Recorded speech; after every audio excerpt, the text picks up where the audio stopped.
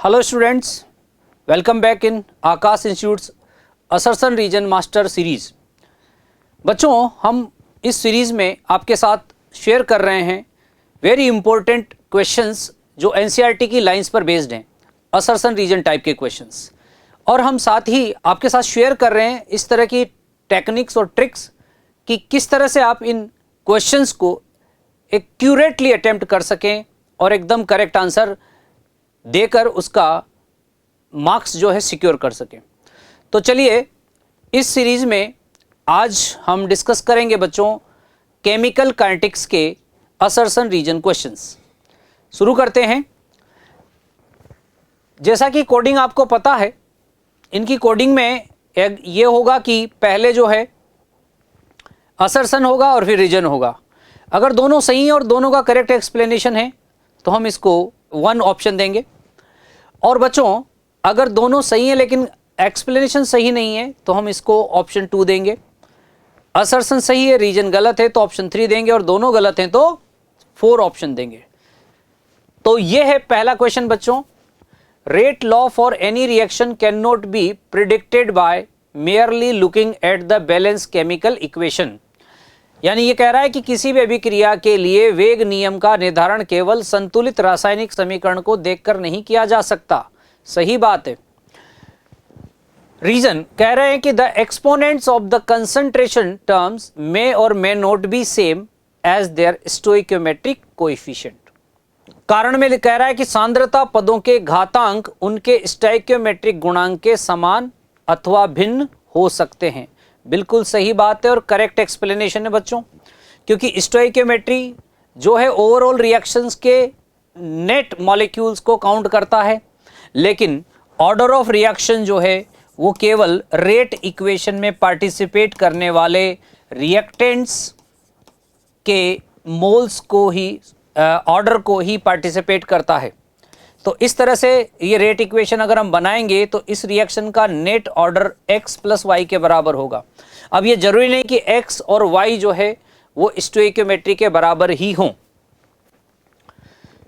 तो इसलिए इसका करेक्ट आंसर होगा 1। नेक्स्ट है बच्चों second question.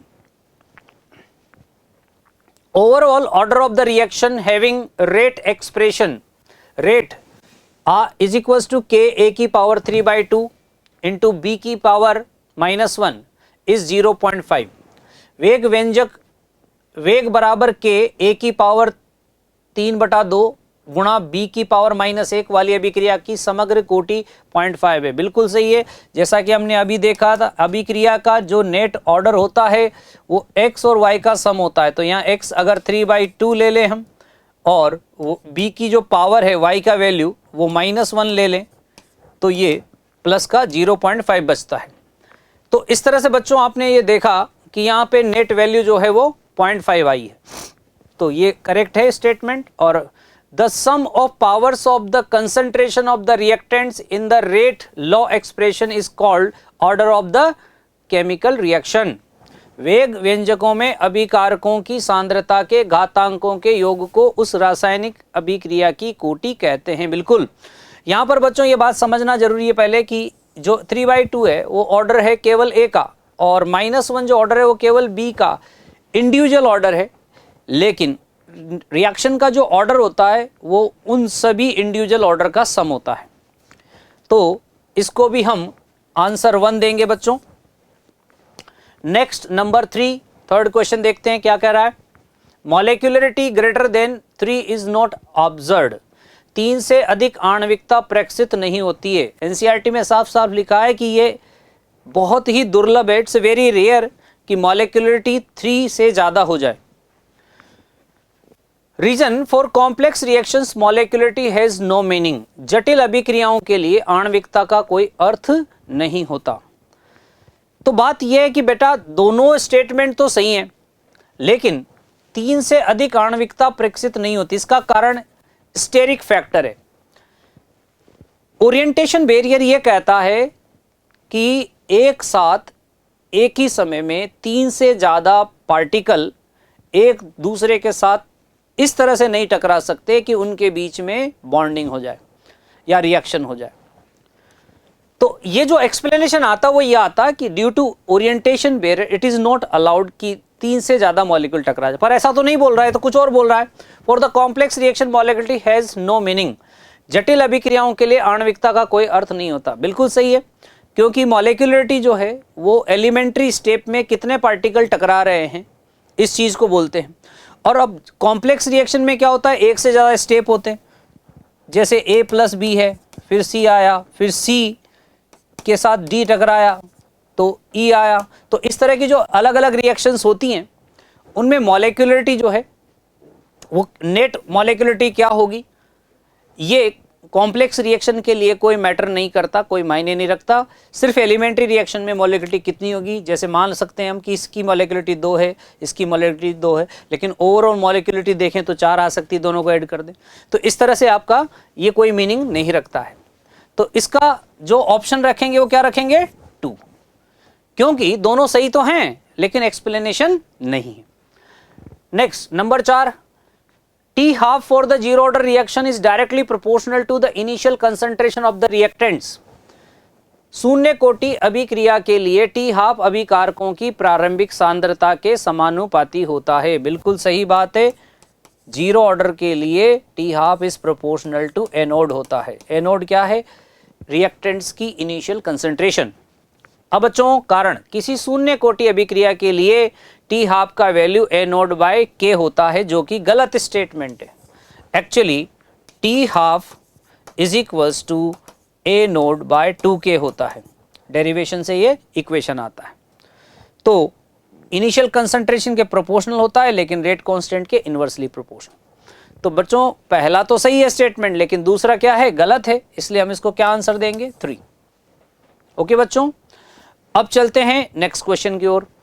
Number 5th question कहता है, assertion increasing temperature of decreasing the activation energy. Increasing temperature और decreasing the activation energy will result in exponential increase in the rate constant.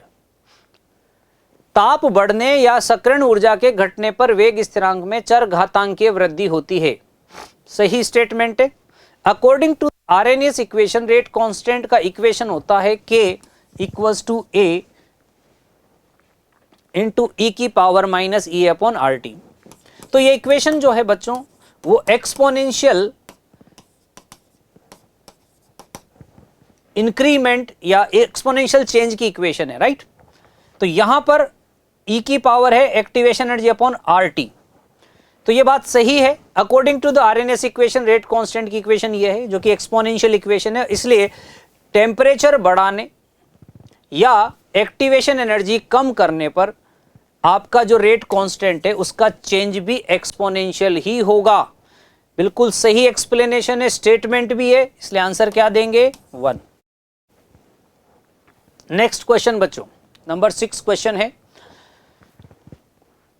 Assertion कहता है कि catalyst increases the rate of the spontaneous reaction. बिल्कुल सही बात है, ध्यान रखना, नॉन स्पॉन्टेनियस को कैटलाइज नहीं करता है।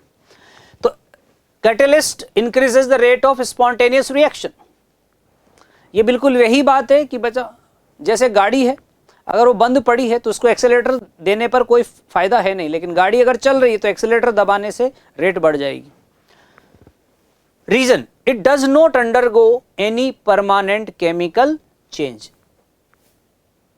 को इनमें कोई स्थायी रासायनिक परिवर्तन नहीं होता है। ये कैटलिस्ट के बारे में बोल रहा है कि कैटलिस्ट में रिएक्शन कंप्लीट होने के बाद उनमें कोई केमिकल चेंज या उसके अमाउंट में कोई चेंज नहीं होता है। तो दोनों बातें सही है, लेकिन एक्सप्लेनेशन नहीं है। उत्प्रेरक स्वतः प्रवर्तित अभिक्रिया के वेग को बढ़ा देता है। ऐसा कैसे करता है बच्चों, ऐसा वो एक्टिवेशन एनर्जी को कम करके करता है कैटलिस्ट। अगर हम कैटलिस्ट ले लें तो वो एक ऑल्टरनेट पाथ प्रोवाइड करता है, पर यहां ये बात तो नहीं कह रहा, तो इसको एक्सप्लेनेशन तो नहीं मान सकते, इसलिए स्टेटमेंट दोनों सही हैं। ऑप्शन क्या देंगे हम इसको, 2, पर करेक्ट एक्सप्लेनेशन नहीं है। तो बच्चों नेक्स्ट क्वेश्चन है number 7, catalyst does not alter the equilibrium constant of the reaction.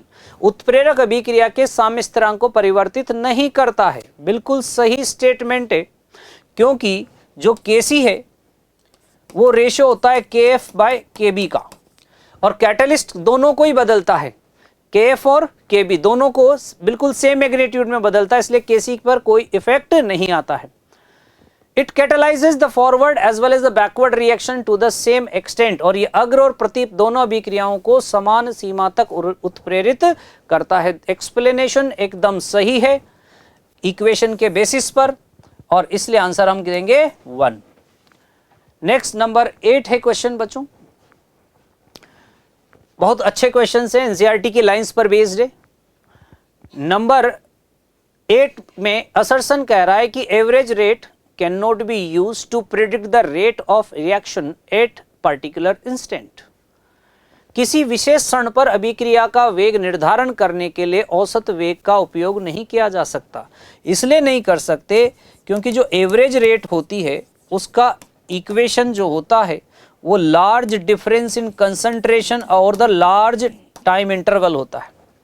तो एक तरह से ये एक एवरेज वैल्यू होती है, और एवरेज वैल्यू होती है कम या ज़्यादा वैल्यू का एक एवरेज भी।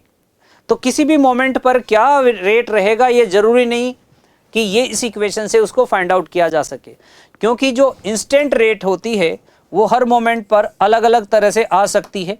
जैसा आपकी ग्राफ देख सकते हैं, इस मोमेंट पर अलग रेट है, इस मोमेंट पर अलग रेट है। तो यानी जिसको इंस्टेंटेनियस यानी तात्क्षणिक वेग बोलते हैं वो समय के अनुसार बदलता रहता है, पर ये वैल्यू लार्ज टाइम डिफरेंस की वजह से एक जैसी ही वैल्यू आती है, सेम वैल्यू आती है। Average rate depends upon the change in concentration of reactants और products and the time taken for the change to occur. औसत वेग अभिकारकों या उत्पादों की सांद्रता में परिवर्तन और उस परिवर्तन के होने में लगने वाले समय पर निर्भर करता है। क्वेश्चन नंबर 8 में ये बातें दोनों तो सही हैं, क्योंकि ये कंसंट्रेशन की बात हो रही है, टाइम की बात हो रही है, बट ये दोनों एक्सप्लेन नहीं कर रहे। किसी विशेष क्षण पर अभिक्रिया का वेग निर्धारण करने के लिए औसत वेग का उपयोग नहीं कर सकते। कारण समझ में आ रहा है क्यों? क्योंकि किसी भी मोमेंट पर जो रेट होती है उसको क्या बोलते हैं हम? Instantaneous rate. और इंस्टेंटेनियस रेट को जब हम अलग अलग टाइम पर मेजर करते हैं तो बेटा उसका जो टेंजेंट बनता है स्लोप पर वो अलग अलग आता है, इसलिए एवरेज वैल्यू से उसको फाइंड आउट नहीं किया जा सकता। तो दोनों बातें सही हैं, पर एक्सप्लेनेशन नहीं होने के कारण क्या आंसर देंगे? 2। और ये लास्ट क्वेश्चन है बच्चों। असर्सन कहता है molecularity and order of an elementary reaction are same. प्राथमिक अभिक्रिया के लिए आणविकता और कोटि समान होते हैं। बिल्कुल सही बात है। जैसे अगर H2 + I2 के बीच में रिएक्शन करवाकर 2HI की बात करें तो इसकी मॉलिक्यूलरिटी भी 2 है और इसका ऑर्डर भी 2 है। ये एलिमेंट्री रिएक्शन की कैटेगरी में आती है। कारण the value of both molecularity and order of the reaction ranges from 1 to 3। आणविकता और अभिक्रिया की कोटि दोनों के मान 1 से 3 तक होते हैं। गलत बात। मॉलिक्यूलरिटी जरूर 1, 2 या 3 हो सकती है, लेकिन ऑर्डर तो कुछ भी हो सकता है, 0, माइनस, फ्रैक्शनल और ग्रेटर देन 3 भी हो सकता है। तो बात सही नहीं है, इसलिए पहला सही है, दूसरा गलत है। इसको हम आंसर देंगे 3rd। ठीक है बच्चों।